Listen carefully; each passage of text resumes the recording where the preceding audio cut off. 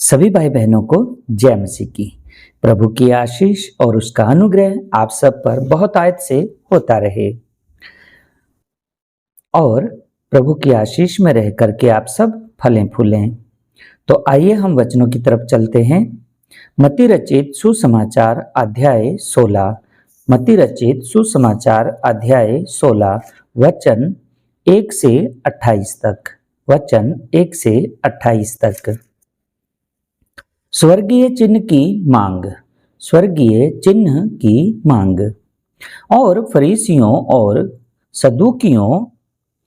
सदूकियों ने पास आकर उसे परखने के लिए यीशु से कहा कि हमें आकाश का कोई चिन्ह दिखा।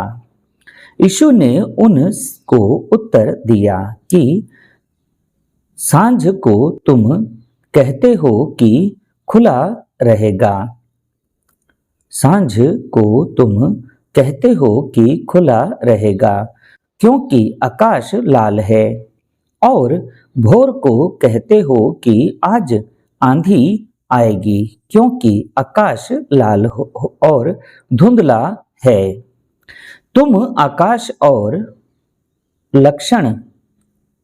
आकाश का लक्षण देखकर भेद बता सकते हो, पर समयों के चिन्हों का भेद नहीं बता सकते।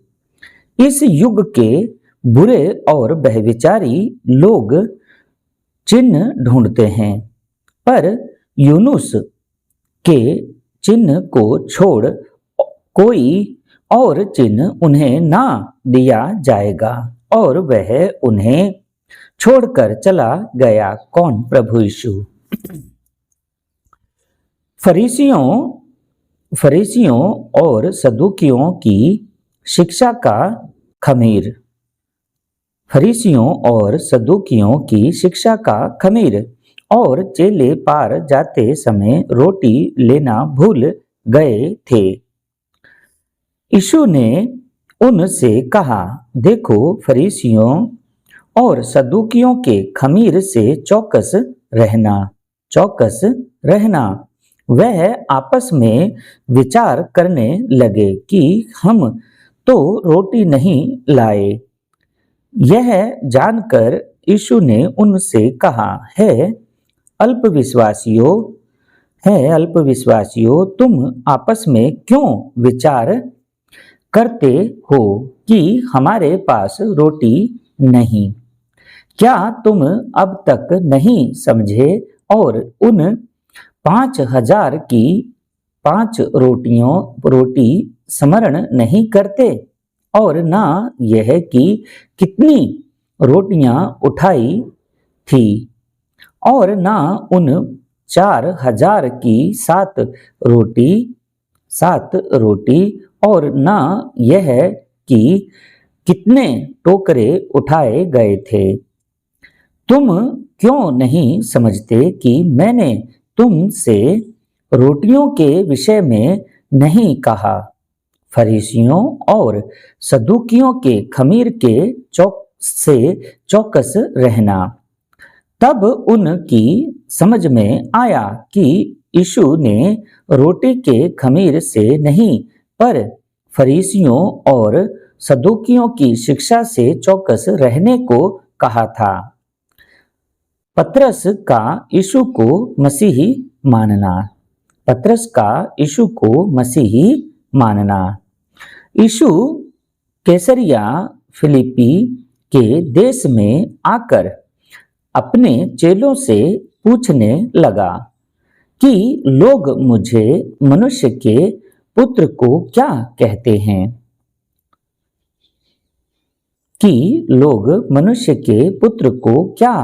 हैं?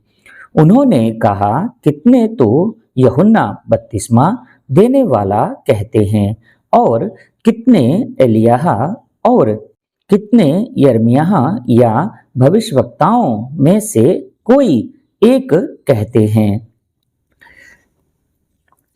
यीशु ने उनसे कहा, परंतु तुम मुझे क्या कहते हो?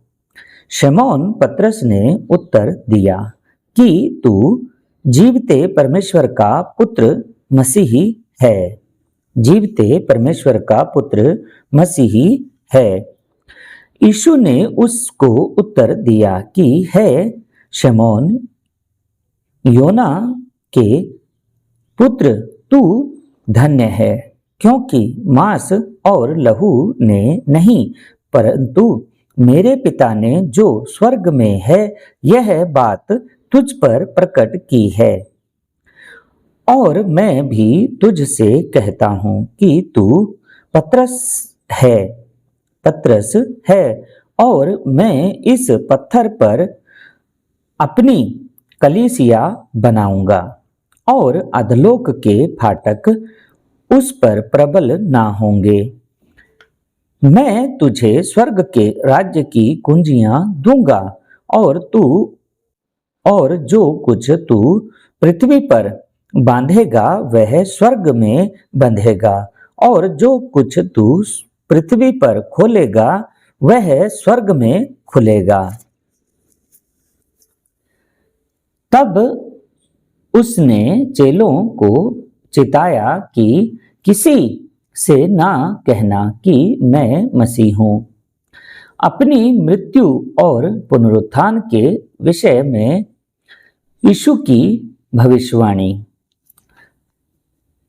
उस समय से यीशु अपने चेलों को बताने लगा कि मुझे अवश्य है कि यरूशलेम को जाऊं और पुरनियों और महायाजकों और शास्त्रियों के हाथ से बहुत दुख उठाऊं और मार डाला जाऊं और तीसरे दिन जी उठूं।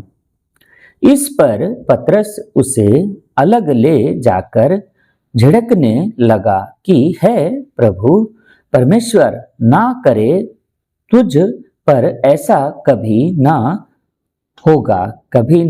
होगा। यीशु ने फिरकर पतरस से कहा, है शैतान मेरे सामने से दूर हो, तू मेरे लिए ठोकर का कारण है, क्योंकि तू परमेश्वर की बातें नहीं पर मनुष्यों की बातों पर मन लगाता है। यीशु के पीछे चलने का अर्थ। यीशु के पीछे चलने का अर्थ। तब यीशु ने अपने चेलों से कहा, यदि कोई मेरे पीछे आना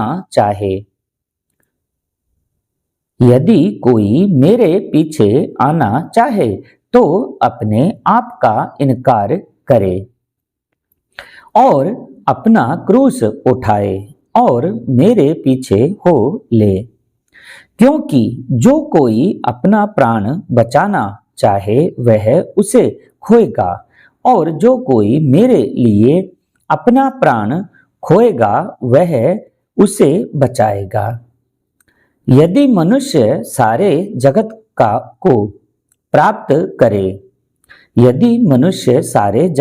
प्राप्त करे और अपने प्राण की हानि उठाए तो उसे क्या लाभ होगा?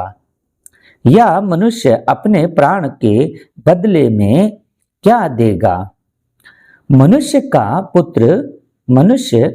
पुत्र अपने स्वर्गदूतों के साथ अपने पिता की महिमा में आएगा, और उस समय वह हर एक को उसके कामों के अनुसार प्रतिफल देगा। और उस समय वह हर एक को उसके कामों के अनुसार प्रतिफल देगा। मैं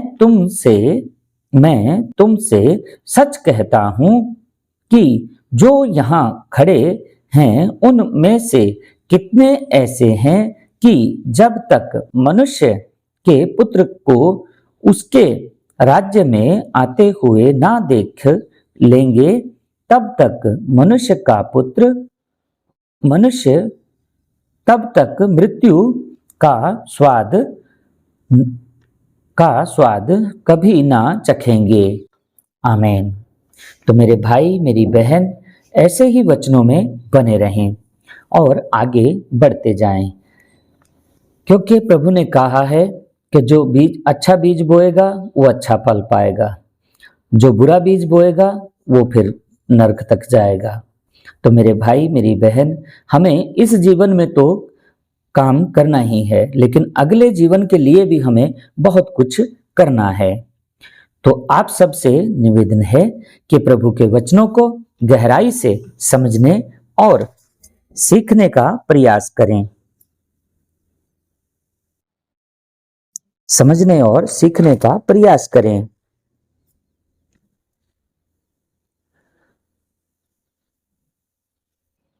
और एक दूसरे का साथ दे करके और प्रार्थना और वचनों के लिए और प्रेम भावना में रह करके हर एक बुराई को छोड़ करके, व्यभिचार को, निंदा को, चुगली को, ईर्ष्या को, लड़ाई झगड़े को, नशे को हमें छोड़ना है। प्रेम भावना से एक दूसरे के साथ से आगे बढ़ना है और प्रभु के वचनों में रह करके उनकी बातों को और आगे तक फैलाना है कि सब में वो समझ आए और सभी ही नया जीवन पाएं। हमें धर्म परिवर्तन नहीं करना है, हमें मन परिवर्तन करना है कि हम दूसरों के लिए अच्छी बातों का सोचना और करना शुरू करें। तो आज के लिए इतना ही। आप सबके दुआओं और प्रार्थनाओं में बने रहने के लिए धन्यवाद। Praise the Lord.